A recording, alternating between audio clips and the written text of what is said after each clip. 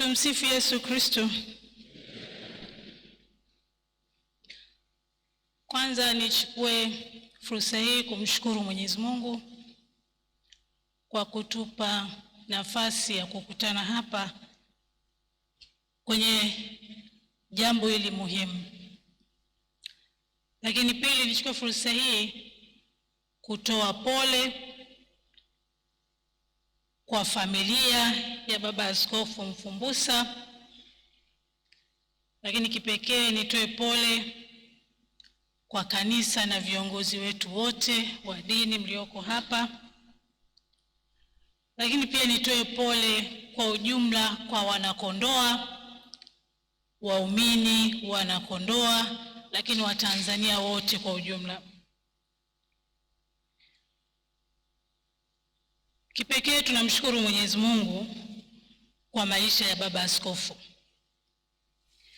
akiwa miongoni mwa wanadamu waliopata nafasi ya pekee kwa maana ya kupata elimu ya kina ya dini, lakini pia kupata elimu ya kina ya duniani. Ni nafasi ya kipekee ambayo tunasema aliitumia vizuri sana, kwa matokeo ambayo yote tumeyaona kwenye jamii yetu.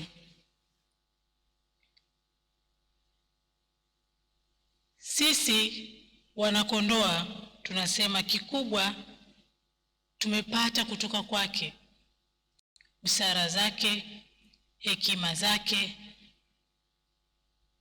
kiongozi ambaye alikuwa msikivu, lakini aliyekuwa na nafasi ya kuwasikiliza wote bila ya kuchagua. Hakika ameacha alama kubwa ya upendo na mshikamano kwenye jamii yetu,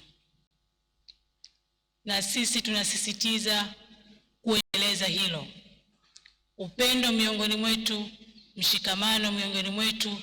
Tuendelee kuwa wamoja kwenye uimara, kujenga wilaya yetu, lakini kujenga taifa letu. Ni nguzo muhimu ambazo ametuachia. Basi tushikamane pamoja kuhakikisha tunamwenzema kwa yale ambayo alikuwa akiyafanya.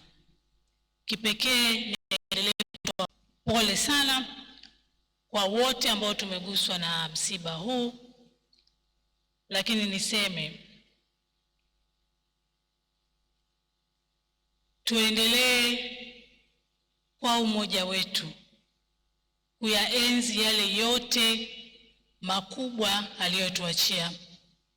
Katika wilaya yetu ya Kondoa, Baba Askofu Mfumbusa ameacha alama kubwa, na wote wanakondoa na hata walio nje ya Kondoa watakuwa wameaona haya. Kwa hivyo tuendelee kwa pamoja kushirikiana kwa pamoja kuhakikisha yale yote mema mazuri aliyotuachia na kutuongoza yaweze kuishi na tuweze kuyatendea haki. Ni muhimu kwa hayo, na tukiendelea kujifunza kwa namna ambavyo alikuwa akituongoza kama waumini kwa nyakati zote za uhai wake. Na baada ya kusema haya, niendelee kutoa pole kwa wote, wanafamilia, kanisa, lakini kwa Watanzania wote kwa ujumla, na nikisisitiza tuendelee kuyaenzi na kushirikiana na kushikamana kwa wakati wote kwa manufaa yetu sisi wote, Kondoa yetu na taifa letu kwa ujumla. Mwanga wa milele Bwana.